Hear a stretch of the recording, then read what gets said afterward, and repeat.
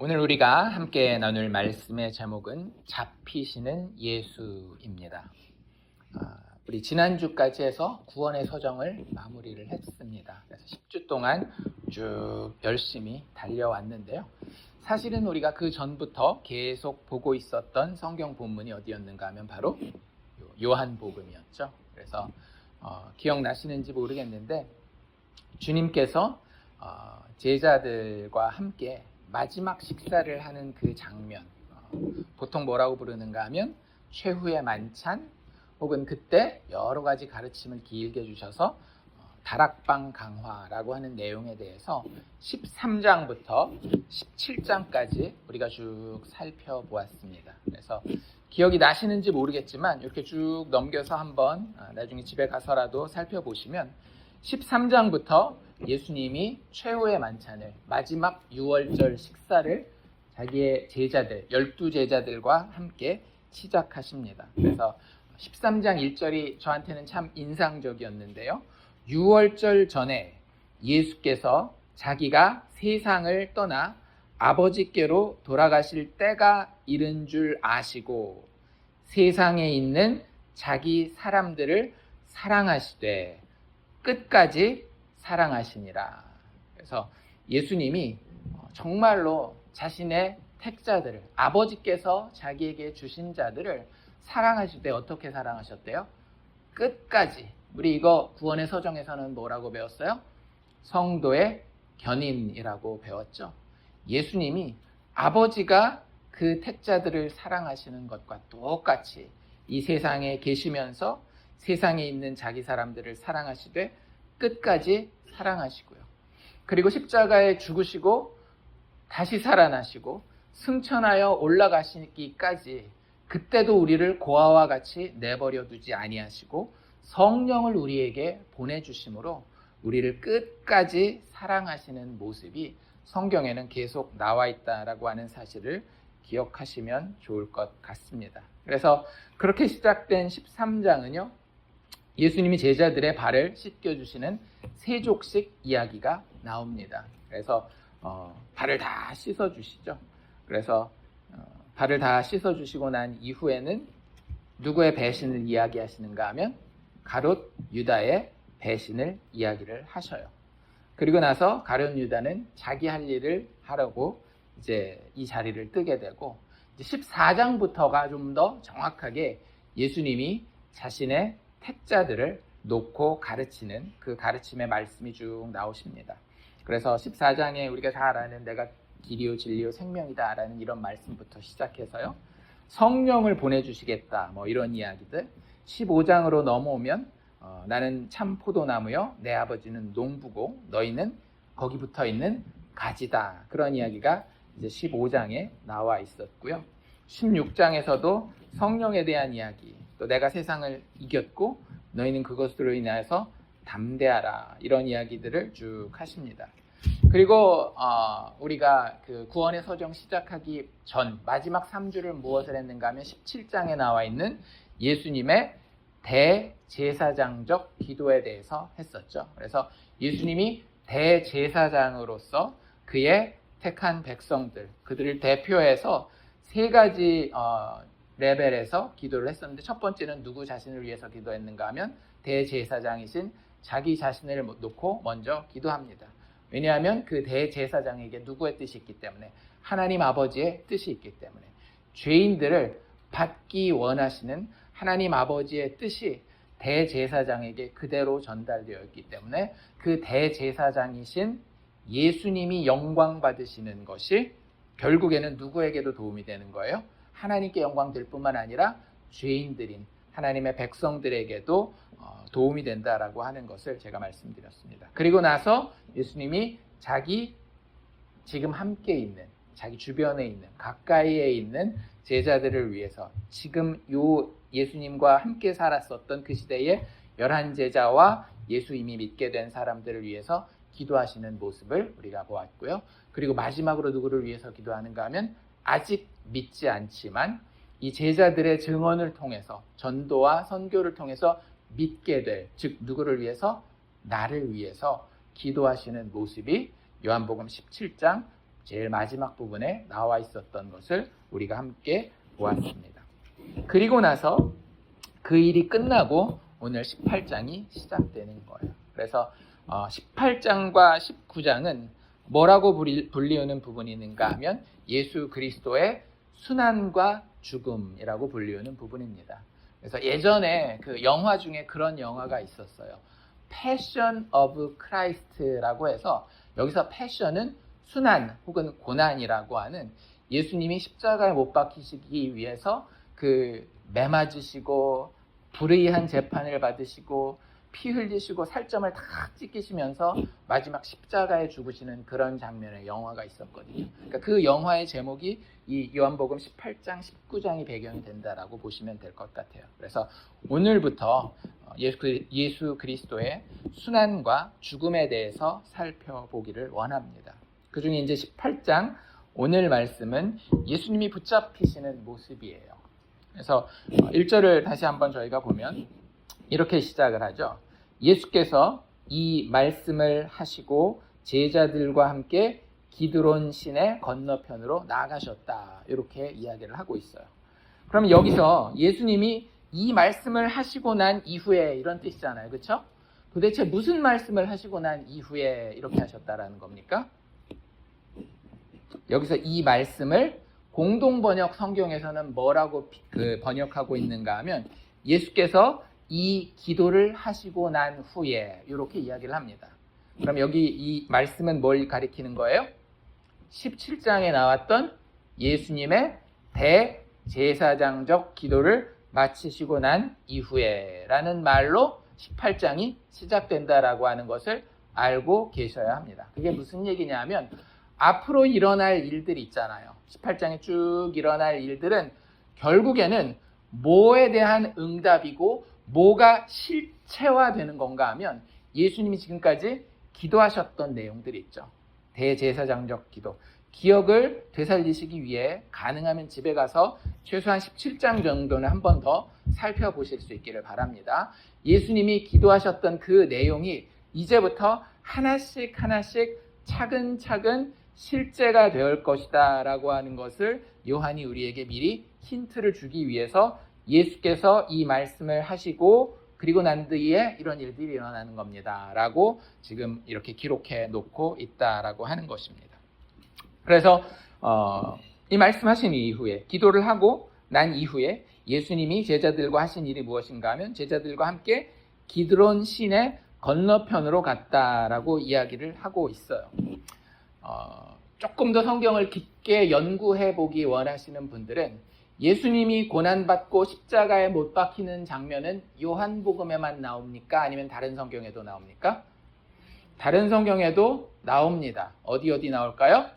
마태복음, 마가복음, 누가복음에 전부 다 예수님이 고난받고 붙잡히시고 십자가에 못 박히시고 죽으시는 그리고 부활하시는 장면이 다 공의사복음서에 다 나와 있어요. 그런데 왜 이렇게 4번이나 똑같은 이야기를 마태, 마가, 누가, 요한이 썼을까요? 실수로? 아니죠. 하나님이 성령의 감동으로 4권의 복음서가 있도록 우리에게 전해주신 거예요. 그렇다면 각 복음서가 우리에게 주시고자 하는 메시지가 조금씩 다를 수 있겠죠. 그래서 그런 것들을 좀 살펴보시면 성경을 연구하는 분들은 조금 더 하나님이 이 요한복음에서는 이런 것들을 깨닫게 하기 원하시는구나 라는 것들을 보실 수 있을 거예요. 오늘 그 중에 하나만 말씀드린다라고 한다면 이 18장에서 예수님이 기드론 시내를 건너가서 제자들과 함께 있으면서 거기에 바로 누가 나타나는가 하면 가룟 유다가 군인들을 데리고 나타나는 장면이 등장합니다. 그런데 이 장면이 요한복음에서는 굉장히 독특한 거예요. 왜냐하면요, 우리는 예수님이 마지막 6월절 최후의 만찬을 하고 난 이후에 어떤 다른 한 장면이 있다라는 것을 대부분 다 알고 있어요. 어떤 장면이 더 있었죠, 원래? 요한복음에 나오지 않았지만 혹시 겟세마네 기도라고 들어보셨어요? 그림 중에, 그 성화 그림 중에 어떤 거 있어요? 예수님이 돌 위에 이렇게 손을 탁 얹고 어떤 데는 보면 땀방울이 핏방울처럼 떨어지는 그런 모습으로 기도하는 모습의 그림 보신 적 있으십니까? 그게 무슨 기도를 그림으로 그린 건가 하면 겟세마네 동산에서 예수님이 십자가에 못 박히시기 바로 전날 밤에, 그 밤은 어떤 밤인가 하면 예수님이 제자들과 최후의 만찬을 하고 대제사장적 기도를 끝내고 난 이후에, 왜 이 대제사장적 기도는 어디서 한 거니까? 마가의 다락방에서 한 거니까. 이건 겟세마네 기도가 아니에요, 17장은. 그리고 난 이후에 제자들과 기드론 시내를 건너서 어디를 가는가 하면 여기 뭐라고 돼 있어요? 기드론 시내 건너편으로 나가시니 그곳에는 동산이 하나 있었더라라고 얘기를 하고 있잖아요. 그렇죠? 이 동산이 뭘 얘기를 하는 걸까요? 겟세마네 동산을 이야기를 하는 거예요. 그런데 이 요한복음에는 겟세마네 동산 기도가 나와 있어요? 안 나와 있어요? 오늘 우리가 읽었잖아요. 1절부터 14절까지. 예수님이 기도한 장면이 하나도 나와 있지 않습니다. 이제 그런 것들을 살펴보시는 거예요. 성경을 읽을 때는 그냥 이거 지난번에 마태복음에서도 봤던 거, 마가복음에서도 봤던 거, 누가복음에서도 봤던 거, 그런 게 아니라 만약에 이런 게 내가 깨달아졌어요. 그러면 어떻게 하시면 되는가 하면 거기서 성경을 읽다가 멈추시는 거예요. 그리고 잠시 기도하십시오. 하나님, 왜요? 왜 여기서는 겟세마네 동산의 기도가 나와 있지 않죠? 라고 물어보세요. 하나님 지금도 살아계십니다. 성령님께서 우리 안에 내주하고 계시다라고 하는 게 우리 믿음의 내용 아닙니까? 내가 믿음을 고백할 수 있는 것은 내가 어디서 배웠기 때문이 아니라 성령이 내 안에 들어오셔서 내가 중생한 자, 거듭난 자 되었기 때문에 그래요. 거듭난 자는 누구와 함께 사는 자예요? 성령과 예수와 함께 사는 자예요. 그러면 예수를 뒷방 늙은이처럼 취급하면 되겠어요? 안 되겠어요? 안 되죠. 지금도 살아있는 분이면 내가 성경 읽다 모르면 누구한테 물어보는 거예요? 예수님한테 물어보는 거예요. 주님, 저에게 지혜를 주셔서 왜 이런 일이 있는지 저에게 좀 알려주십시오 라고 기도하세요. 성경 읽다가 멈추시고, 왜 여기는 겟세마네 기도가 안 나와 있나요? 예수님이 그건 이것 때문에 안 나와 있는 거야 라고 우리 마음 가운데의 성령으로 알려주실 수 있고요. 안 알려주셔도 상관없어요. 그건 무슨 뜻이에요? 조금 더 고민해봐라, 조금 더 생각해보고 조금 더 기도해봐라, 그런 뜻이에요. 그렇게 성경을 읽으시는 겁니다. 그래도 너무너무 궁금해서 모르겠다. 그러면 어떻게 하면 되는 거예요? 책도 찾아보시고 인터넷도 찾아보시고 제일 좋은 건 뭐겠어요? 믿을 수 있는 목사님한테 가서 혹은 신학교 선생님한테 가서 물어보면 되는 거예요. 하나님이 또 그 사람들을 통해서도 우리에게 대답을 해 주십니다.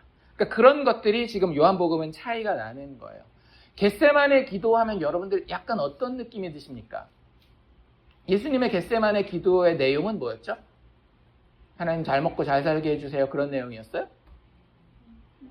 병 고쳐주세요, 뭐 이런 내용이었어요?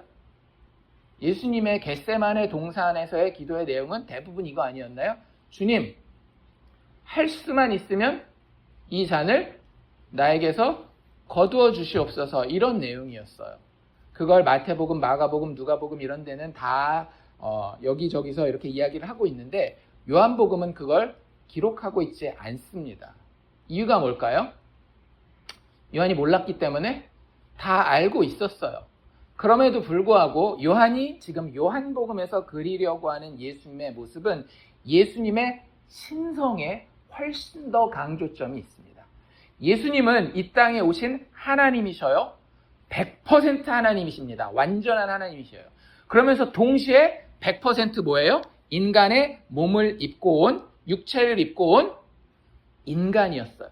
100% 완전한 하나님이면서 100% 완전한 인간이었는데 이 인간됨을 인성이라고 부르고요. 하나님됨을 신성이라고 부르는데 요한복음은 그것 중에 뭘 굉장히 강조하고 있는가 하면 신성을 굉장히 강조하고 있습니다.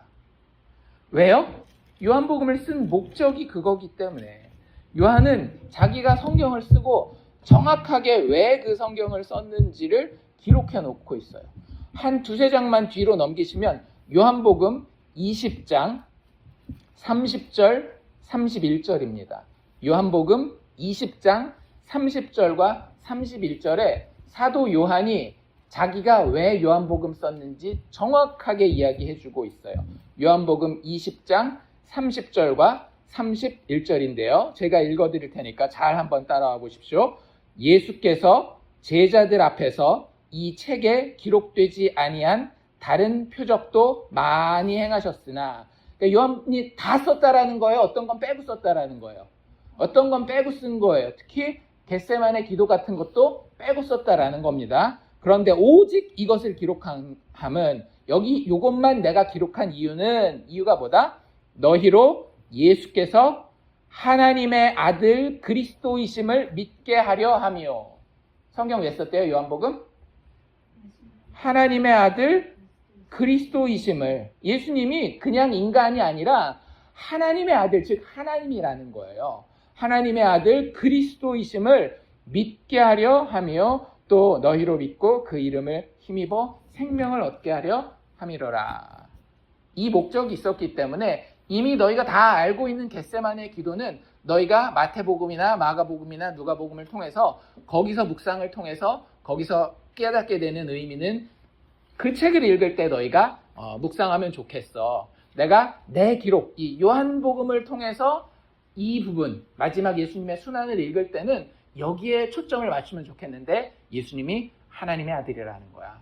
예수님이 하나님이 약속하신 마지막 신적 통치를 이루신 그리스도, 메시아라는 걸 너희가 꼭 좀 깨달았으면 좋겠어. 그러니까 거기에 좀 이렇게 뭐라 그래야 될까? 우리가 집중력이 흐트러질 만한 것들을 요한은 빼놓고 있는 거예요. 요한복음 17장에 무슨 이야기가 나왔다라고요? 대제사장으로서 정말로 온 인류를, 죄인들을, 그 중에 택자들을 하나도 놓치지 아니할 예수 그리스도의 정말로 장엄한 대제사장 모습이 나오면서, 그 대제사장 18장 오늘 이야기에 보면 정말로 하나도 굽히지 아니하고 그들을 살리기 위해서 담대한 모습으로 붙잡혀가는, 죽음을 위해서 붙잡혀가는 그 장면에서도 너무 당당하고 담대한 모습으로 서는 모습을 우리에게 보여주시는 거예요. 왜? 그분이 누구시기 때문에? 하나님의 아들 그리스도이시기 때문에. 그래서 그런 것들을 여러분들이 성경을 읽으면서 하나님께 물어보고 성령님께 지혜를 구하고 또 필요하다라면 목사님에게 질문도 하고 하면서 신앙생활을 하는 겁니다. 맨날 드라마나 보고 맨날 친구나 만나러 다니고 맨날 맛있는 거 먹는 거나 좋아하고 그런 거 가지고 신앙생활을 하는 게 아니에요. 그거 다 하십시오. 하지만 내가 그것만 있는지, 아니면 정말로 그런 것들을 하면서 느끼는 소소한 재미들보다 더 큰 재미를 내가 말씀 보고 기도하고 하면서 얻고 있는지를 묵상해 보시기를 바란다라고 하는 거예요. 어쨌든 여기는 그런 겟세마네 기도가 없이 바로 기드론 시내 건너편으로 가서 거기 동산 있는 데에서 예수님이 머물고 있을 때에 누군가 찾아오는 그런 이야기로 이렇게 묘사가 되어 있습니다. 여기서 하나 더 짚고 넘어가기 원하는 것은요, 예수님이 이것도 요한복음에만 나오는 건데요, 그 동산에 갈 때, 겟세마네 동산에 갈 때 다른 성경에서는 그냥 겟세마네 동산에 가서 기도하셨다고 되어 있는데 요한복음만 뭐라고 기록하고 있는가 하면 제자들과 함께 기드론 시내 건너편으로 가셨다 이렇게 되어 있어요. 기드론 시내에 대해서 혹시 좀 아시나요? 성경에 기드론 시내가 몇 번 나오거든요.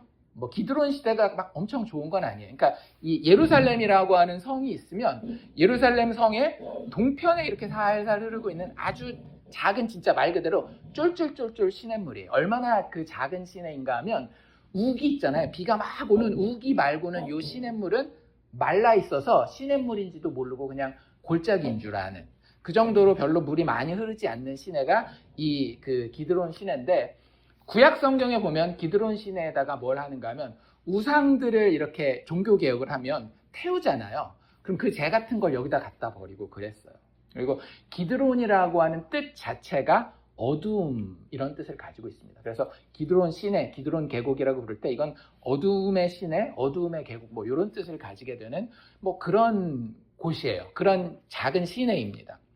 그런데 구약 성경에 보면 이 기드론 시내와 관련된 재밌는 이야기가 하나 있어요. 그건 누구와 관련된 이야기인가 하면 다윗 왕과 관련된 이야기입니다. 혹시 다윗 왕이 기드론 시내를 건넜다라는 이야기를 들어보신 적 있나요? 웬만큼 성경을 잘 기억하지 않고는 잘 기억하지 못하실 수도 있는데 다윗이 얼마나 파란만장한 인생을 살았습니까? 그렇죠? 우리가 알고 있는 다윗과 골리앗부터 시작해서 시편의 그 수금을 타는 다윗의 모습, 하나님을 위해서 여러 가지 전쟁을 싸우고 아들 솔로몬이 성전 짓도록 여러 가지 성전 준비를 하는 모습, 이런 것들 다 우리에게 잘 알려져 있지만 그런 좋은 일만 있었던 건 아니에요. 다윗이 하나님 앞에 범죄하기도 하고요. 또 그로부터 시작되어서 여러 가지 어려움을 겪게 됩니다. 그래서 많은 사람이 꼽기에 다윗 인생이 가장 어려움을 하나 꼽으라고 한다면 뭘 꼽는가 하면 아들 압살롬에게 배반당한 거죠.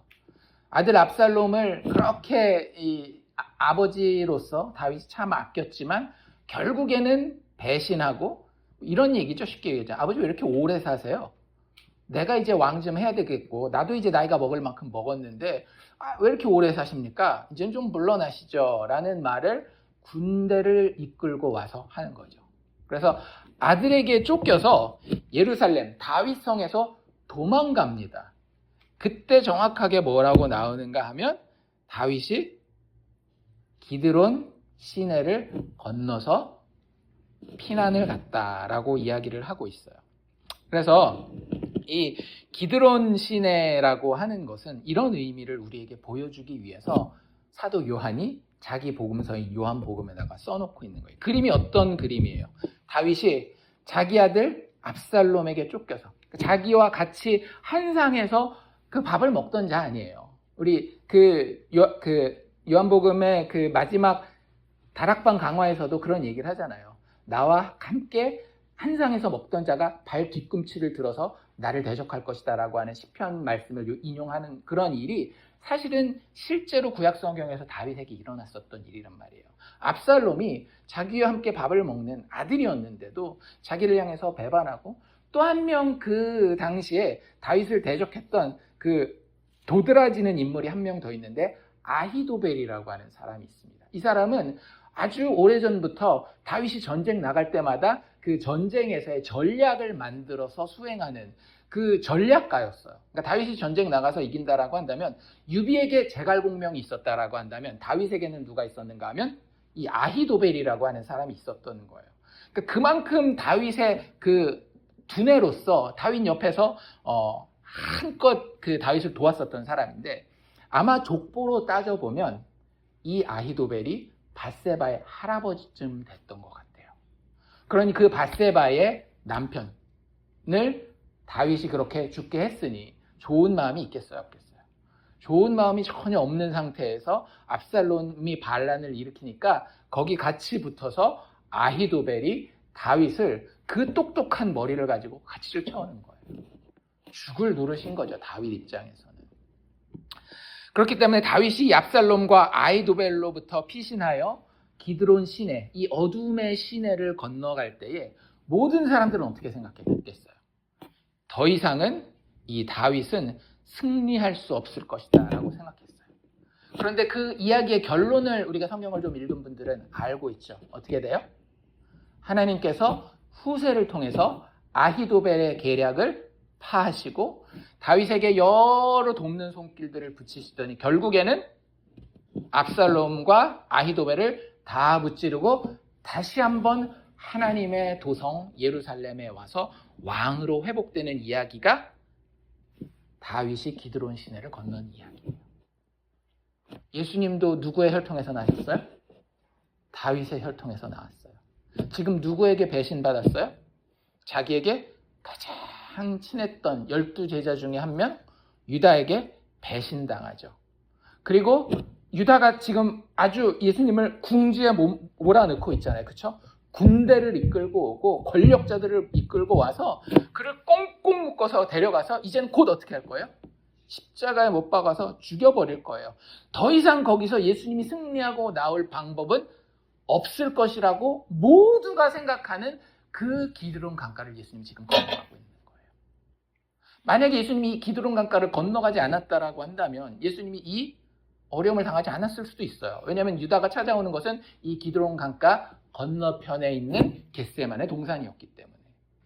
유다가 알고 찾아온 이유는 거기였기 때문에 그런 겁니다. 근데 예수님이 그걸 건너 가시는 거예요. 누가 똑같이? 다윗 왕과 똑같이. 그리고 거기서 어떤 승리를 이뤄내는 거예요? 그 어떤 죽음도, 그 어떤 대적도, 그 어떤 악한 영의 권세도 물리칠 수 없는 하나님이 세우신 다윗 왕가의 영원한 왕 예수의 승리를 보여주기 위해서 예수님이 의도적으로 기드론 시내를 건너고 계시다라고 하는 겁니다. 여러분들, 다윗의 원수들, 그 마지막이 어땠는지 아십니까? 압살롬 어떻게 됐어요? 어떻게 죽었죠? 말을 타고 막 도망가다가 자기가 자랑하는 긴 머리가 있었어요. 다른 사람들이 볼 때 아름답다라고 이야기할 정도로 긴 머리가 있었는데 나뭇가지에 이 머리가 딱 껴가지고 대롱대롱 달려 있었던 거예요. 그래가지고 어떻게 도망도 못 가고 있는데 나중에 요압이라고 하는 다윗의 장군이 와가지고 찔러서 죽입니다. 또 한 명의 대적이 누구였어요? 아히도벨이라고 하는 전략가라 그러지 않았습니까? 아히도벨의 마지막은 어땠는지 아세요? 아히도벨은 자기가 다윗을 잡을 수 있는 진짜 묘수가 여기 있으니 이대로만 하십시오라고 압살롬에게 얘기를 했는데 압살롬이 그 말을 듣지 않고 다윗이 심어놓은 스파인 후세의 말을 듣고 나니까 야, 이거 안 되겠다. 더 이상 압살롬에게는 소망이 없다라고 하면서 모든 것을 다 정리하고 집에 가서 목을 매달아 죽습니다. 하나님이 세우신 다윗 왕을 대적했던 모든 자들이 쉽게 얘기하자면 댕그랑 매달려서 죽었어요. 다윗 왕을 통해서 이 땅에 오신 영원한 하나님 나라의 왕으로서 다스리실 예수님을 대적했었던 가룟 유다가 어떻게 죽었는지 아시죠? 목을 매달고 죽게 되어집니다. 결국에 이 모든 모습은요, 그 사도 요한이 기드론 시내를 건너갔다라고 하는 것은 정말로 예수님이 다윗보다도 더 어려운 형편 가운데에 죽을 수밖에 없는, 더 이상 승리할 수 없을 것 같은 그곳에서 하나님의 승리를 이루어낼 것을 지금 여기서 암시하고 있는 거예요. 기드론 시내를 건너다라는 그 말로. 세상이 끝이라고 이야기하는 그 죽음의 자리에서 그 죽음을 이기고 부활 승리하시는 예수님의 모습을 예표하고 있는 겁니다. 이미 여기 기드론 시내를 건너는 장면에서.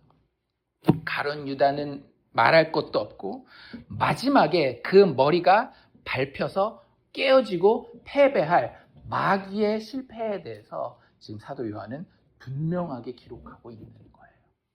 그래서 그런 장면이 여기 있구나라는 것을 조금 우리가 기억하고 지나가면 좋을 것 같습니다. 그 장면을 이제 조금 더 자세히 봅시다. 그렇게 기드론 시내를 건넜어요. 거기 동산이 있다라고 얘기를 했고 우리는 그 동산이 겟세만의 동산이다라고 하는 걸 알고 있어요. 그래서 동산은 뭐냐 하면 그러니까 다른 데는 보면 뭐라고 되어 있는가 하면 겟세만의 동산이 아니라 감람산이다라고 표현하는 그런 성경들도 있거든요. 이게 어떻게 되는가 하면 이 기드론 시내를 건너가잖아요. 그러면 감람산이 있어요. 그리고 그 산 중턱에 우리 지난번에 사과 따러 갔었잖아요. 그렇죠? 사과 따는 데를 뭐라고 불러요? 영어로 orchard, 우리말로는 과수원 혹은 농원이라고 부르잖아요. 그 산 중턱 정도에 과수원 혹은 농원 같은 것이 하나 있었던 거예요. 그걸 여기 한글 번역에서는 뭐라고 얘기를 하고 있는가 하면 겟세만의 동산이라고 이야기하고 있는 거죠. 그러니까 아마 그 감람산이고 거기에 있는 그 농원이니까 감람나무, 즉 그 올리브 나무 정도 심어놓은 어떤 그 농장, 이렇게 벽으로 이렇게 딱 막혀 있는 그런 공간이었었던 것 같아요. 그래서 예수님과 제자들이 갈 수 있도록 아마 주인이 허락해 놓은 그런 장소인 것 같은데, 어쨌든 그 동산으로 예수님이 가셨는데 처음 간 게 아니라 이미 그 전에서도 가던 곳이기 때문에 가룟 유다가 알고 있었다라고 2절에 이야기를 하고요. 3절에 보면 그 가룟 유다가 찾아오는 모습을 이렇게 묘사하고 있습니다. 유다가 군대와 대제사장들과 바리새인들에게서 얻은 아랫사람들을 데리고 등과 횃불과 무기를 가지고 그리로, 즉 겟세만의 동산으로 오는지라, 이렇게 이야기를 하고 있어요. 유다가 누구를 데리고 왔대요? 군대를 데리고 왔대요. 여기서 군대는 로마 군대를 이야기를 하는 겁니다. 여기 헬라어 단어로 쓰인 이 단어의 표현은 대략 한 600명 정도 되는 군대를 이야기를 하는 거예요. 예수님이 한 명 잡으려고 기껏해야 거기 한 10명 같이 붙어 있을 텐데 한 10명 남짓 되는 사람들을 잡기 위해서 로마 군대가 600명 넘게 온 거예요. 그 뒤에 보면 천부장이라는 얘기도 나오잖아요. 그렇죠? 그래서 12절에 보면 천부장이라는 이야기도 나오는 걸 보면 굉장히 많은 수의 군대가 지금 예수님을 잡는 데에 동원되어서 나오는 것을 볼 수 있고요. 그리고 로마 군대뿐만 아니라 누가 왔는가 하면 대제사장들과 바리새인들에게서 얻은 아랫사람들을 데리고 왔다라고 되어 있는데 한국말로는 아랫사람들이지만 그 영어로 번역된 데는 대부분 다 뭐라고 번역하는 거는 officials라고 해서 그 꽤나 직무가 있는 그 우리식으로 생각하자면 꽤나 그 높은 보안관들 뭐 이런 사람들이 온 거예요. 경찰들 이런 사람들이 온 겁니다. 그래서 대제사장들이랑 바리새인들이 온 게 아니라 대제사장들과 바리새인들이 이렇게 좀 야 얘네 데리고 가라고 해서 보내준 거예요. 대제사장들과 바리새인들은 지금 여기 오지 않고 다른 장소에서 예수님을 기다리고 있습니다. 그래서 군대와 로마 군대와 유대인들 종교 지도자들이 보낸 사병들이라고 보시면 좋을 것 같아요. 그 사병들이 같이 예수님을 데리러 오는데 지금 이때가 어떤 때예요? 아침입니까? 점심입니까? 밤입니까? 밤이죠. 밤도 아주 그냥 캄캄한 밤이에요. 잘 생각해 보세요. 예수님은 이미 저녁 식사도 끝나셨고 저녁 식사 끝나고 13장, 14장, 15장, 16장, 17장 해가지고 여러 시간 동안 제자들을 가르치셨고 그리고 겟세마네 동산에 와서 베드로는 거기서 꼬박꼬박 졸았죠. 베드로, 야고보, 요한은 데리고 가서 같이 기도시켰는데도 졸잖아요. 그러면서 예수님 뭐라고 해요? 너희가 1시간도 나랑 깨어서 기도할 수 없느냐라고 이야기하는 걸 보면 기도도 꽤 오래 하셨던 것 같아요. 그러니까 요즘식으로 얘기를 하자면 한 새벽 한 3, 4시쯤 되지 않았을까라는 생각이 듭니다. 굉장히 깊고 캄캄한 밤이에요. 지금 같은 밤을 생각하시면 안 됩니다. 지금은 우리가 밖에 나가면 다 가로등도 켜있고 하지만 정말로 그 시골에 가로등 같은 거 없이 그 금음이어가지고 그 달도 안 떠있고 하면은요 정말 밖에 나가면 별빛 말고는 아무것도 안 보일 만큼 밑에는 캄캄합니다. 그런 밤 정도 되었을 것이다 라고 생각하시고 이 이야기를 보시면 돼요. 정말 어두운 밤인데 거기에 누가 오는 거예요? 유다를 비롯한 이 세상의 세력들이 자기 나름대로 등을 들고 횃불을 들고 나오는 겁니다. 어둠을 틈타서 이 기드론 시내의 별명이 뭐라 그랬어요? 어둠의 시내라 그러지 않았나요? 어둠을 틈타서 어둠의 시내를 건너서 어둠의 무리들이 빛이신 예수를 잡으러 오는 그런 그림이라고 하는 거예요. 이게 그냥 진짜 그럴까라는 생각이 드신다라고 한다면 요한은요 정말 많은 상징을 자신의 복음서에 넣어놨습니다. 우리 예전에 뭐 기억날지 안 날지는 모르겠지만 요한복음 3장 할 때 니고데모가 찾아왔던 때도 언제인지 아세요? 밤이었어요. 그건 뭘 상징하는가 하면 니고데모가 그냥 밤에 찾아왔다 그걸 얘기하려는 게 아니라 굳이 밤이라는 얘기를 쓰지 않아도 되지만 니고데모의 영적 상황이 그 유대인의 랍비고 선생이었지만 캄캄한 밤이었다라는 걸 보여주기 위해서 그런 거였거든요. 그래서 빛과 어둠이라고 하는 이 상징을 사도 요한은 정말 많이 보여주고 있는데 실질적으로 요한복음 1장 5절, 요한복음 처음 시작되는 데잖아요. 그렇죠? 태초에 말씀이 계신 예라부터 쭉 시작되는 그 1장 5절에 어떤 이야기가 나오는가 하면 빛이 어둠에 비치되 어둠이 깨닫지 못하더라. 빛과 어둠의 충돌에 대해서 요한은 이미 1장부터 이야기하고 있었던 거예요. 그리고 어둠이 올 때마다 그 어둠이 그 도드러져야 되는 부분에 있어서는 그 어둠을 분명히 드러내놓고 있습니다. 3장이라든지 이런 데서 보이는 것처럼. 그리고 그 모티프는 사실은 어디서 오는 건가 하면 창세기 1장에서 오는 거예요. 창세기 1장에 무슨 얘기가 나와 있어요? 천지창조가 나와 있잖아요. 천지창조 제1번이 뭡니까? 빛의 창조예요. 빛의 창조. 우리 이거 잘 알고 계시죠? 하나님이 이르시되 빛이 있으라 하니 빛이 있었고 그리고 나서 이제 그 뒤에 어떤 얘기가 나오는가 하면 빛을 낮이라 하시고 어두움을 밤이라 하셨다 이런 얘기가 나오는데 그 사이에 참 재밌는 이야기가 나옵니다. 하나님이 밤과 낮을 창조하셨으니까 첫날은 밤과 낮을 창조하셨나 보다. 그럼 보통 하루가 끝날 때 창세기 그 6일 동안 창조될 때 무슨 말이 나와요? 하나님이 보시기에 좋았더라 이렇게 나오잖아요. 그럼 하나님이 보시기에 낮과 밤이 다 보기 좋았어야 되는데 거기 보면 뭐라고 돼 있는가 하면 창세기 1장 3장 4절에 3절 4절에 보면 하나님이 이르시되 빛이 있으라 하시니 빛이 있었고 빛이 어둠은 아니에요. 빛이 하나님이 보시기에 좋았더라라고 이야기하고 있습니다. 첫 창조 때부터 뭐와 뭐가 대조되고 있는 걸 보여요? 첫 창조 첫날부터 빛과 어두움이 대조되고 있는 거예요. 하나님이 좋아하셨던 것은 그 중에 뭐였다라고요? 빛이었다라고요. 여기 방금 제가 말씀드린 그대로 읽은 거예요. 빛이 하나님이 보시기에 좋았더라.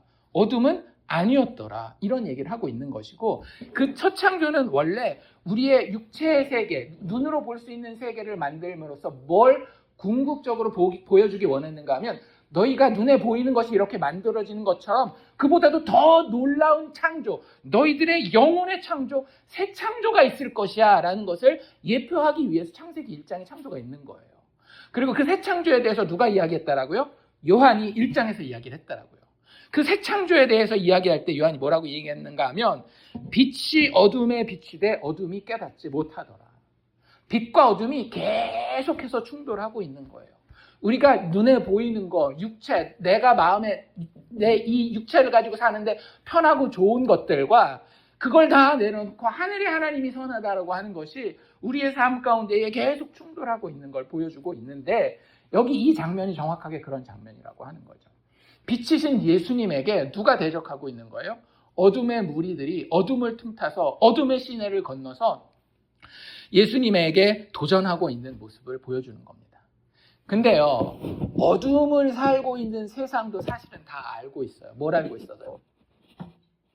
네, 어둠에서만 살 수는 없다는 걸 알고 있어요. 잘 생각해 보세요.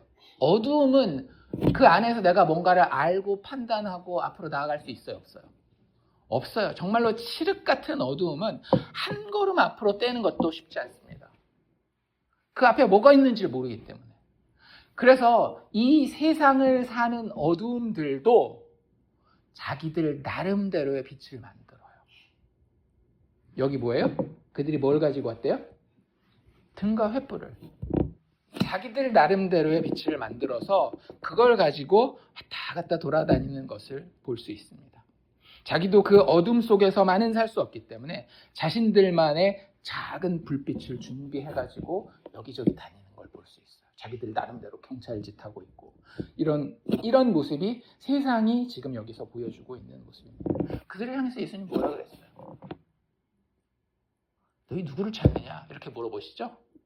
사실 이게 뭐 다른 여러 가지 의미가 있겠지만 지금 이 빛과 어둠의 그 충돌이라고 하는 그림에서 본다라고 한다면 야, 니들 그 빛 가지고 니들 앞길을 찾으려고 하는데 진짜 빛 중에 빛, 참 빛인 내가 여기 있는데 너희들 누굴 찾고 있는 거야.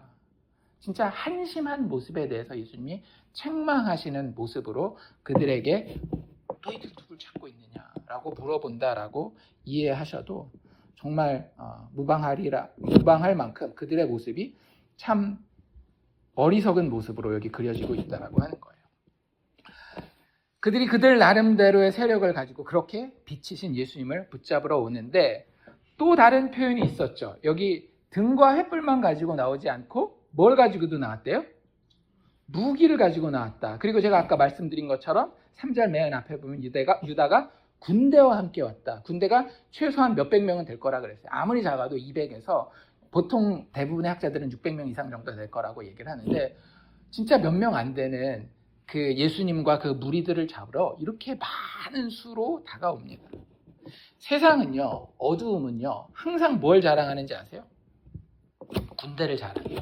많은 숫자를 자랑합니다. 그리고 무기를 자랑해요. 강한 힘을 자랑합니다. 세상이 자기의 어두움을 드러내려고 하는 빛이신 예수 앞에서 그를 심판하고 제거하기 위해서 늘 내세우는 게 뭔지 아세요? 딱 이 두 가지예요. 많은 숫자와 강한 힘. 교회 다니는 사람들에게 세상이 항상 우리에게 시험거리를 던져줄 때에 너희들 이렇게 힘세? 너희들 숫자 이렇게 많아? 그걸 가지고 우리를 공격해요. 많은 교회가 속아 넘어가죠. 뭐 가지고? 그래? 어둠인 세상이 우리에게 숫자 가지고 따지니까 우리가 얼마나 숫자가 많은지 보여주겠어. 우리 교회 100명이야. 야, 니네 교회 100명밖에 안 돼? 우리는 200명이야. 아, 우리는 300명, 우리는 1000명, 10,000명이야. 우리 맨날 그거 가지고 자랑했다라고 한다면, 그거 가지고 마음이 뿌듯했다라고 한다면 여러분들 교회 다니지만 세상에 속한 어둠이었다라는 사실을 깨달으시기를 바랍니다. 그건 늘 누가 쓰는 방법이었다라고요? 세상이 쓰는 방법이었다라고요. 예수님 한 번도 나에게 몇 명만 있었으면 이런 얘기 하지 않아요. 예수님은 자기 눈앞에 있는 한 영혼만 바라보십니다. 나에게 주신 그 영혼 놓치지 않는 것으로 만족했지 많은 수 가지고 자랑하신 적 예수님 한 번도 없어요. 강한 힘 가지고 자랑하신 적도 한 번도 없습니다. 오히려 그 힘 내려놓고 힘 빼라고 이야기하시잖아요. 우리 뒤에 보면 베드로가 칼 빼가지고 막 힘 같이 세상과 맞짱 뜨려고 할 때 어떻게 해요?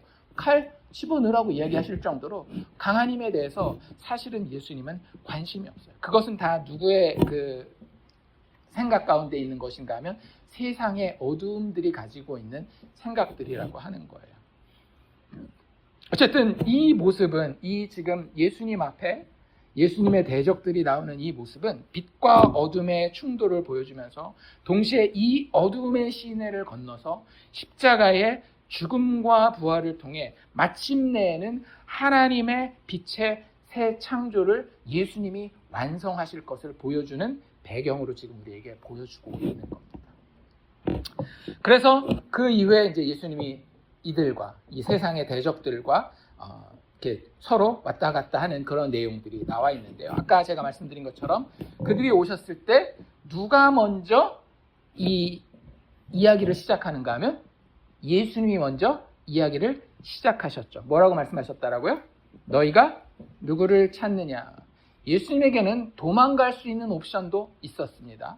물론 폼이 좀 나진 않겠지만 예수님 충분히 도망가실 수 있었어요. 왜냐하면 그 당시에 예수님의 얼굴을 이 로마 군인들이나 그 유대 종교 지도자들이 보낸 사람들이 잘 몰랐거든요. 게다가 또 어두웠잖아요. 그래서 유다가 와서 어떻게 해요? 다른 성경에 보면 예수님한테 입맞춤으로 인사해서 얘가 예수야라는 걸 알려준단 말이에요. 예수님 충분히 도망가실 수 있었지만 그러지 않는 모습을 지금 보여주고 있는 거예요. 오히려 그들에게 먼저 예수님이 앞에 나서서 나머지 11 제자들 다 뒤에 두고 예수님이 전면에 나서서 너희가 누구를 찾느냐라고 물어보십니다. 근데 재밌는 건 뭐냐면 그 앞에 4절에 맨 앞에 다른 표현이 하나 나와 있어요. 예수님이 너희들이 누구를 찾느냐 물어보기 전에 뭐라고 사도 요한이 묘사해 놓은 게 있습니다. 뭐라고 묘사해 놓고 있어요? 예수께서 그가 당할 일을 다 아셨다라는 거예요. 예수님 미리 무슨 일이 일어날지 알고 계셨다, 모르고 계셨다? 다 알고 계셨다라고 하는 겁니다. 뭘 보여주는 거예요? 하나님의 주권에 대해서 보여주시는 겁니다. 내 아버지 하나님께서 이미 작정한 일이 있고 내가 그 아버지의 그 지식을 함께 나누었기 때문에 무슨 일이 일어날지 다 알고 있으며 그 일이 심지어 내 육체에 엄청난 고통을 가져다 준다 할지라도 내가 아버지와 함께 그 일을 성령의 도우심으로 감당하는 것을 기뻐하고 자원한다라고 하는 것을 여기 보여주고 있는 거예요. 그 일을 다 아시면서도 하나님의 주권을, 아버지의 주권을 온전히 신뢰하면서 죄인을 구원하시는 하나님의 은혜의 길을 저벅저벅 걸어가고 계시는 모습을 우리에게 보여주고 계십니다. 그 질문에 어쩌면 좀 황당했을 거예요. 자기들이 먼저 물어보고 야 여기 예수가 누구야 이렇게 물어봤어야 되는데 자기들이 먼저 질문을 받았으니까 이 유대인의 무리들이 유다와 함께 온 무리가 그 말을 듣고 나서 비로소 뭐라고 대답하는가 하면 우리가 지금 5절에 나사렛 예수를 찾고 있다라고 이야기를 하고 있죠. 그 질문에 대해서 예수님은 뭐라고 대답하셔요? 내가 그니라 라고 이야기를 해요. 성경을 좀 많이 보시고 공부를 해보신 분들은 이게 무슨 표현인지 정확하게 아실 거예요. 헬라어로 내가 그니라 라고 하는 표현은 에고 에이미라고 하는 표현입니다. 에고 에이미라고 하는 것은 영어로 I am, 한국말로 나는 있다라는 표현이에요. 그게 갑자기 여기 나오는 게 나사렛 예수 찾는다 그랬더니 나는 있다라고 얘기를 하는 게 우리한테는 좀 이해가 안 될는지는 모르겠지만 그 당시 유대인들은 다 이해했습니다. 왜냐하면 이게 구약 성경에 나오는 어떤 한 표현이었거든요. 어떤 표현이요? 우리가 흔히 잘 알고 있는 하나님의 이름 여호와. 여호와가 무슨 뜻이에요? 스스로 있는 자라는 뜻이잖아요. 그 표현을 예수님이 그대로 쓰고 있는 거예요. 야, 우리 나사렛 예수 찾고 있어 그랬더니 자기를 딱 드러내면서 여호와 그것이 나이다 라고 이야기를 하는 거예요. 그때 하나님의 권위가 예수님의 대답에 함께 임하여서 어떤 일이 벌어집니까? 그들이 물러가서 땅에 엎드러졌다라고 6절에 이야기를 하고 있어요. 지금 여기서 보여주는 모습은 무엇인가 하면 예수님이 얼마나 어떤 권세로 지금 이 자리를 지키고 계신지를 보여주고 계시는 거예요. 예수님은 이 자리에 단지 로마 군병들로부터 유대 종교자들부터 도망다니는 그 범죄자가 아니라 하나님의 권세로 서 있는 참 빛이라고 하는 것을 선언하고 당당하게 그 자리를 지키고 있는 겁니다. 오히려 그 예수를 범하려고 왔던 자들이 어떻게 되고 있다라고요? 예수님의 자기 선언을 듣고 뒤로 나가 떨어지는 그런 모습을 보여주고 있는 거예요. 그들이 어떻게 대응할지도 모르고 있는 그 사이에 7절에 보면 예수님이 뭐라고 그러고 있어요? 다시 누구를 찾느냐고 물어보시죠. 그렇죠? 또다시 물어본다라는 거예요. 예수님에게 한 번 더 이 자리를 피할 수 있는 기회가 있었지만 예수님 피하셨다라고요? 안 피하셨다라고요? 안 피하셨다라고요. 예수님이 비록 이 밤에 붙잡히시지만 예수님이 붙잡히시는 것은 능력이 없어서가 아니라 이유와 목적이 있어서 붙잡히셨다라고 하는 것을 이야기하고 계시는 겁니다. 그 이유가 뭐예요? 왜 예수님이 그들이 어정쩡하고 아무것도 못하고 있을 때 야 니들 할 일을 해야지 이런 얘기를 하는 거예요. 니들 할 일을 해야지. 니들 할 일이 뭔데요? 예수님 붙잡는 거. 나 붙잡는 거 해야지 라고 하면서 그들을 다시 일으켜 세우면서 다시 누구 찾는다고 이렇게 물어보는 이유가 뭐냐면 그 뒤에 나와 있어요.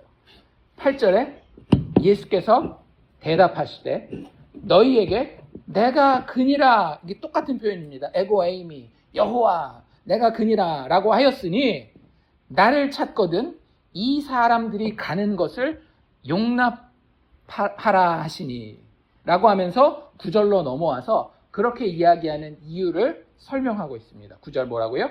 이는 아버지께서 내게 주신 자 중에 하나도 잃지 아니하였사옵나이다 하신 말씀을 응하게 하려 함이로라.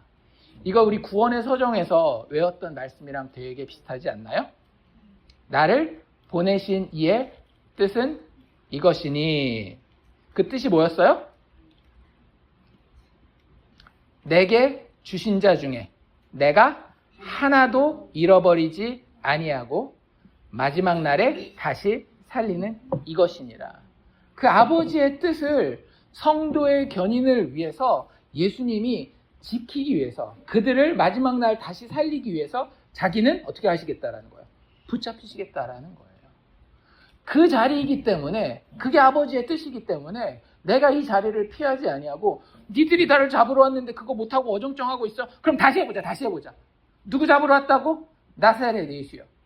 내가 그라고 하나님으로 온 여호와의 이름으로 온 내가 바로 그라고 빨리 잡아가라고. 그렇게 나는 잡아가고 그들은 풀어주라고 이야기를 합니다. 그게 어느 정도 예수님의 이 의지가 강했는가 하면 중간에 그 장면에 베드로가 칼을 들고 대제사장의 종 말고라는 사람의 귀를 자르잖아요. 그때 예수님이 그거 말리면서 하시는 얘기가 뭔가 하면 11절입니다. 칼을 칼집에 꽂으라. 그리고 뭐라고 얘기하셔요? 아버지께서 주신 잔을 내가 마시지 아니하겠느냐라고 이야기해요.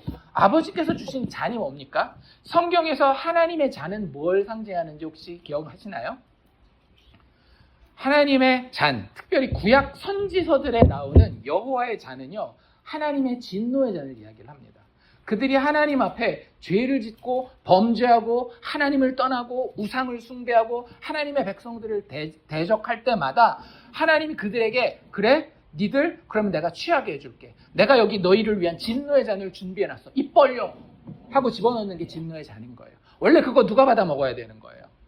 죄인들이 받아 먹어야 되는 거예요. 하나님을 대적하고 하나님을 무시하고 우상을 숭배하고 자기밖에 모르는 자들이, 자기만 높이려고 하는 자들이, 자기만 거룩하다라고 하는 자들이 받아 먹어야 할 그 진노의 잔이 있었는데, 하나님이 하나님의 택자들은 그걸 먹지 않기를 원하셨어요. 아버지의 사랑으로. 그런데 그럴 수가 없는 이유가 뭐냐면 그들이 분명히 범죄했기 때문에, 죄인들이니까 그걸 먹어야 돼요. 그러면 그들을 살릴 수 있는 유일한 방법이 뭐예요? 누군가가 대신 나서서 그 잔을 받아 마시면 되는 거예요. 그걸 우리가 뭐라고 하는가 하면 대속이라고 이야기를 합니다. 대신 속해주는 거. 그거 예수님이 하시겠다라는 거예요. 왜? 아버지의 뜻을 알기 때문에. 아버지는 아버지의 택한 자들이 아버지의 진노의 잔을 먹고 죽기를 원하지 않으셨어요. 그 잔이 그들에게서 비껴가고 그들이 사는 것이, 그들이 비록 죄인이고 비록 우상숭배했고 비록 자기 자신을 사랑했지만 그들을 아버지의 사랑으로 덮어서 살리기를 원하셨다라는 것을 누가 알고 있었는가 하면 예수님이 알고 있었다는 거예요. 그래서 그 자리에 대제사장으로서 그 하나님 아버지와 죄인들 사이에 서서 아버지 그 잔 저에게 주십시오. 제가 먹겠습니다. 그것이 아버지의 뜻 아닙니까? 이게 그 얘기예요. 아버지께서 주신 잔을 내가 마시지 아니하겠느냐. 아버지께서 주신 잔을 하나도 잃어버리지 않기 위해서 하나님의 진노의 잔을 대신 마시는, 하나님 되시는, 에고에임이 되시는, 여호와 되시는 예수의 모습이 여기 너무나도 당당하게 그려져 있다고 하는 거예요. 요한이 이걸 왜 그렇게 이렇게 정말로 놀라는 모습으로 기억하고 있는가 하면, 이 일이 있기 직전에 요한복음 17장에 사실 예수님이 이 이야기를 하셨어요. 요한복음 17장 12절에 그 대제사장적 기도를 한다라고 말씀드렸잖아요. 그들을 위해서, 지금 나와 함께 있는 그 제자들을 위해서 17장 12절에 뭐라고 그러는가 하면, 내가 그들과 함께 있을 때에 내게 주신 아버지의 이름으로 그들을 보전하고 지키었나이다. 그 중에 하나도 멸망하지 않고. 예수님 이미 여기 겟세마네 동산 오기 전에 그들을 앞에 놓고 하셨던 기도가 그 기도였다라는 거예요. 이들 중에 하나도 멸망하지 아니하고. 만약 멸망하는 자가 있다면 어떤 자예요? 다만 멸망의 자식뿐이오니. 이 경우에는 가룟 유다를 얘기를 하는 거겠죠. 멸망의 자식뿐이오니 이는 성경을 응하게 하려 함이라. 그러니까 예수님이 그 자리를 정말로 담대함과 열심으로 지키신 이유는 무엇이었는가 하면 하나님 아버지의 구원의 열망 때문에, 그 아버지를 사랑하였고 그 아버지의 영광을 오롯이 드러내기 위해서 예수님이 이 자리를 담대함과 열심 가운데 지키고 있다라고 하는 것입니다. 그게 우리 예수님의 모습. 예수님의 붙잡히시는 모습은 불쌍해, 어떻게 이렇게 볼 모습만이 아니라고 하는 거죠. 물론 인간적으로 볼 때 불쌍한 면이 왜 없겠어요. 하지만 예수님이 그 자리에 섰을 때에 예수님의 정체성은 하나님의 아들 그리스도셨다라고 하는 거예요. 세상과 어두움을 두려워하지 아니하고 심지어는 죽음을 향해 내려간다 할지라도, 아버지의 그 무서운 진노의 잔을 내가 다 마신다 할지라도 아버지의 뜻과 계획이 있기에, 모든 것을 알고 계시기에 다시 승리하여서 일어날 것을, 그리고 그 부활 가운데에 아버지의 택자들을 죄인 가운데서 의인의 자리로 구원할 것을 알고 있으셨기 때문에 이런 담대함으로, 이런 열심으로 이 자리에 여기 서 계시다라고 하는 겁니다. 그리고 그 궁극적인 목적은 아까도 말씀드린 것처럼 죄인들을 위한 대속, 죄인들을 위한 구원이라고 하는 거예요. 근데 여기 예수님이 하신 이야기 중에 8절에 아까 우리 읽었던 건데, 이 표현을 우리가 잘 기억해야 돼요. 이게 이제 이번 주 요절 말씀인데요. 예수께서 대답하시되 너희에게 내가 그니라 하였으니, 내가 그니라가 무슨 표현이라고요? 에고 에이미, 여호와, 나는 스스로 있는 자이다. 내가 여호와라고, 내가 하나님이라고 너희에게 하였으니 나를 찾거든 이 사람들이 가는 것을 용납하라 하시니. 이게 이번 주 요절입니다.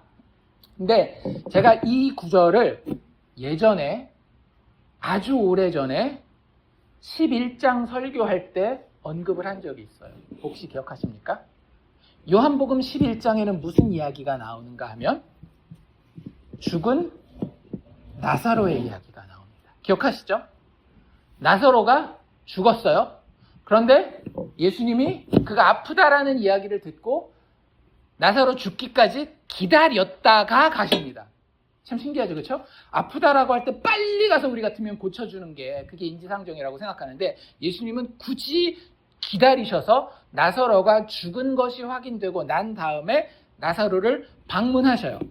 그리고 나서 11절에 그 누이들 다 만나죠. 마르다도 만나고 마리아도 만나고 그리고 마침내 그들을 다 데리고 어디로 가요?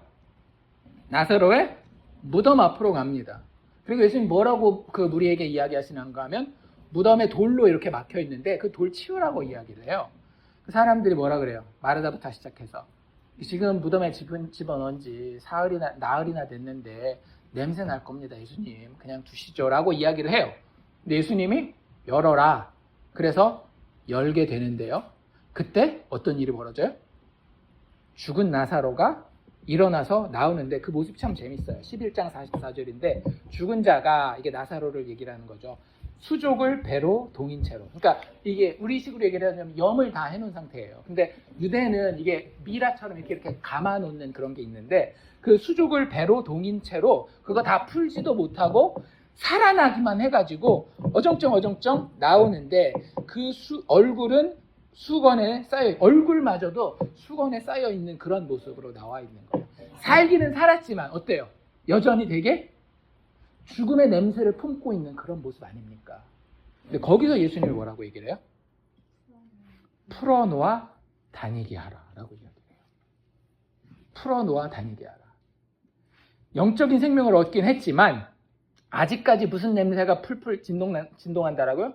죽음의 냄새, 시체의 냄새가 풀풀 나는 그 사람에게서 너를 묶고 있는 그 모든 것을 다 풀어서 이 사람으로 자유롭게 다니게 하라 이렇게 얘기를 하는 거예요.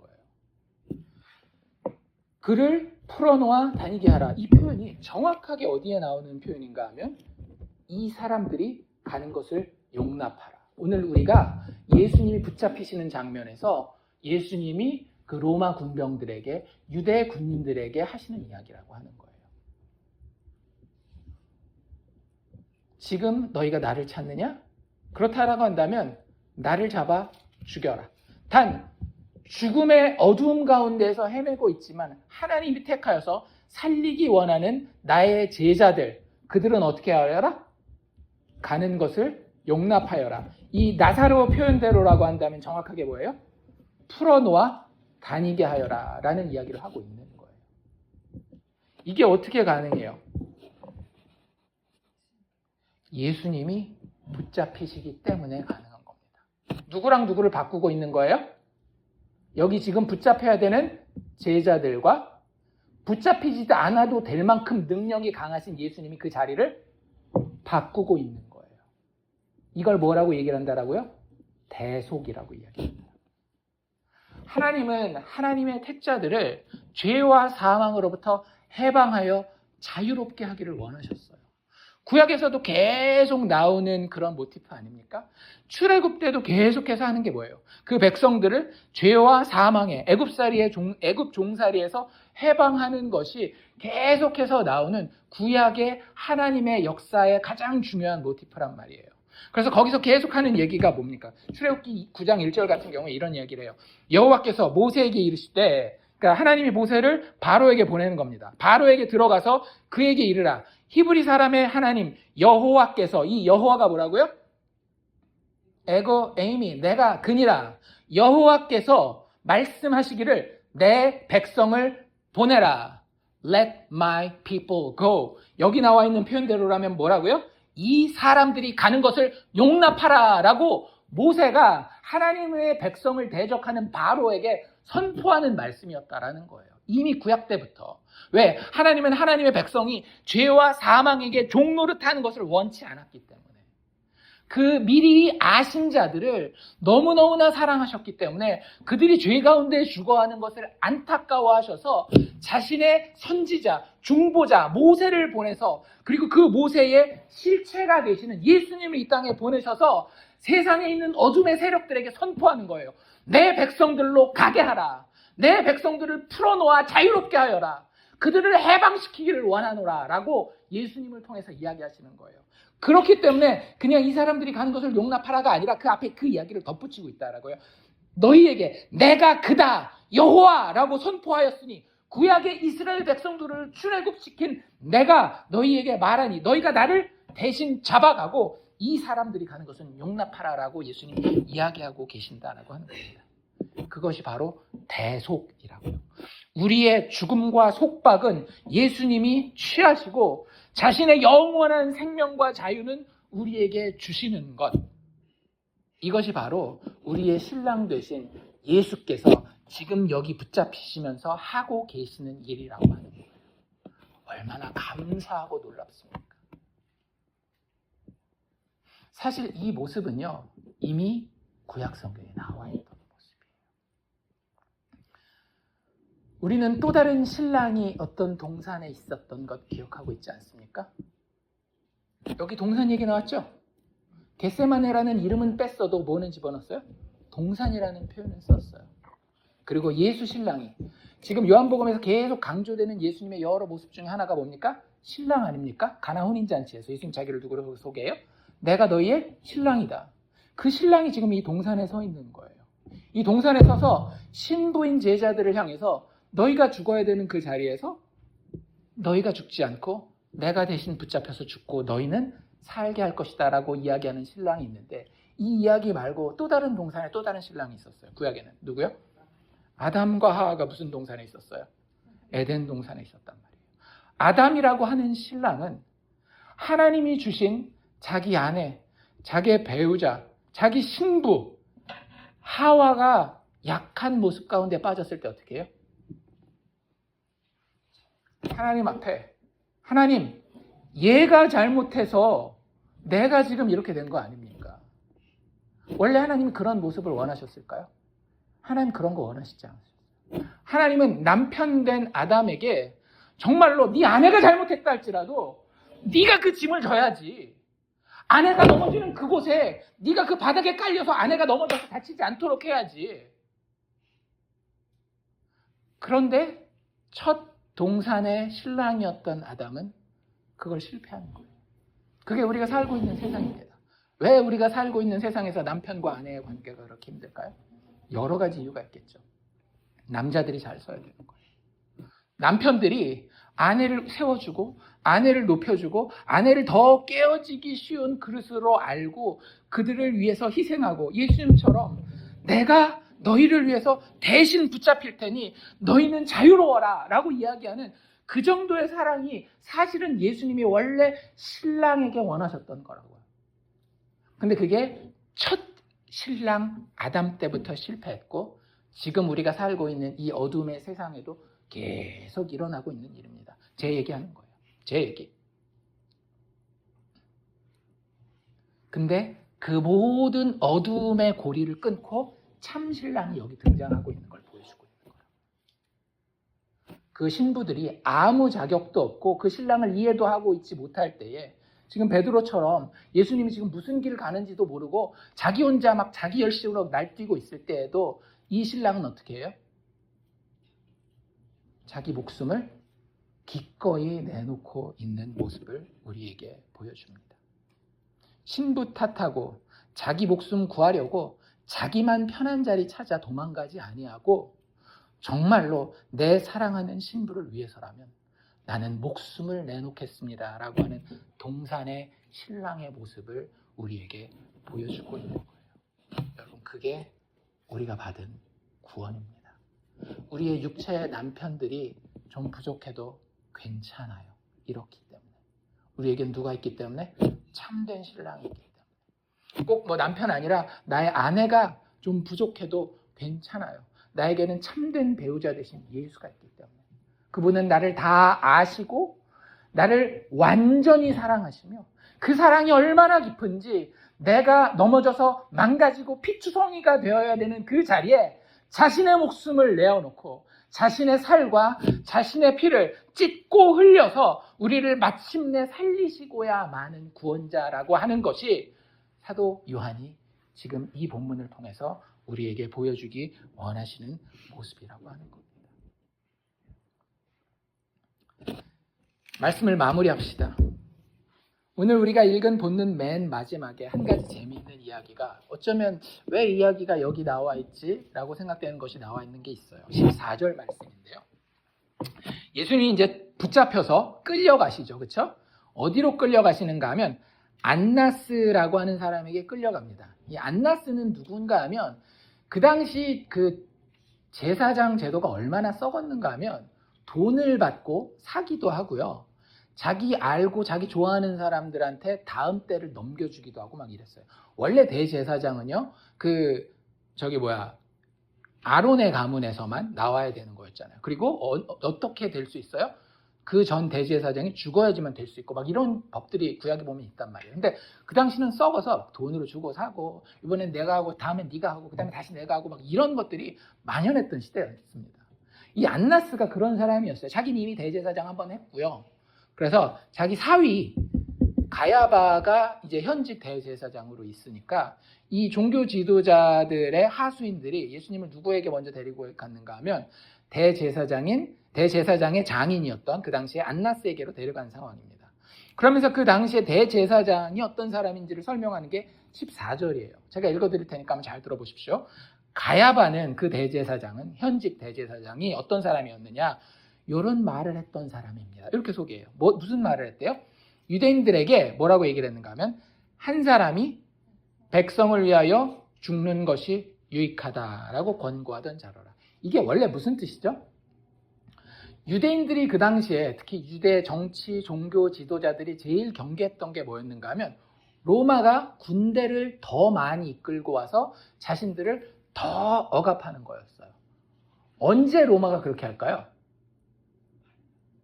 이스라엘 땅에서 반란이 일어나면 로마가 어쩔 수 없이 군대를 더 많이 보내서 꼼짝달싹 못하게 묶어놓는 거거든요. 그래서 이 사람들이 뭐라 그러는가 하면, 사실은 문제는 자기들한테 있는데 그 문제를 누구한테 떠넘기는가 하면 예수님한테 떠넘기는 거예요. 왜? 예수님이 가서 설교하고 예수님이 가서 기적을 베푸시는 곳마다 사람들이 막 일어나니까 자기들 세를 다 뺏기게 생겼잖아요. 그러니까 예수님한테 누명을 씌우는 거죠. 야, 저 예수라는 사람이 저렇게 계속 다니다 보면 저거 이단인데, 로마가 우리가 반란을 일으키는 것처럼 생각가지고 군대를 보낼지 모르니까 저거 잘못되는 거니까 우리 다 같이 그렇게 해서 로마 군대한테 군인들한테 고통을 당하는 것보다 저 예수라는 사람 한 명만 제거하면 우리가 다 편하게 살 수 있지 않겠느냐, 그런 얘기를 한 거예요. 근데 하나님이 그 말을 사용하신 거죠. 이게 무슨 뜻입니까? 영적으로는 한 사람, 즉 한 의인, 예수 그리스도께서 누구를 위해서? 백성, 죄인된 백성을 위하여 죽는 것이 유익하다는 거예요. 예수님이 이 죄인들을 위해서 죽어주실 때에 비로소 죄인들에게는 살 수 있는 길이 열린다라고 하는 거죠. 그걸 뭐라고 부른다라고요? 대속이라고. 예수님이 그 대속의 자리를 든든하게 열심으로 지키고 계시는 모습을 우리가 오늘 읽은 본문에서 보았던 겁니다. 죄인인 나를 위해 이렇게 담대한 모습으로 절대로 포기하지 않고 하나님의 진노의 잔, 십자가를 참으신 그 예수, 나의 참 신랑 되신 그분, 오늘 말씀을 통해서 좀 더 깊이 묵상해 볼 수 있는 이 아침, 그리고 이번 한 주간 될 수 있기를 주의 이름으로 축원합니다.